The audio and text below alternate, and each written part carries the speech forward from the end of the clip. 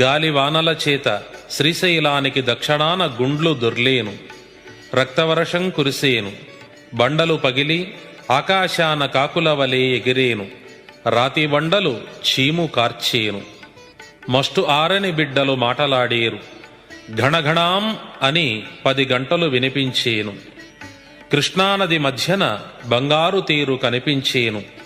అది చూచిన వారికి కన్నులు పోయేను. శ్రీశైల భ్రమరాంబ గర్భాలయాన ఒక మొసలి జ్వరబడేను. దానికి 2 తలలుండేను. అది 3 దినాలు ఉండి మేకపోతులా అరచి అమ్మవారిలో ఐక్యమయ్యేను. అప్పుడు శ్రీశైల మల్లికార్జునుని కనుల వెంట నీరు కారేను. ఎదుట ఉన్న నందీశ్వరుడు కటకటాయని శబ్దము చేసేను. శివ వైష్ణవ దేవళంబులలో రక్తంబు ప్రవహించేను. ఆకాశము నుండి 2 బంగారు హంసలు వచ్చి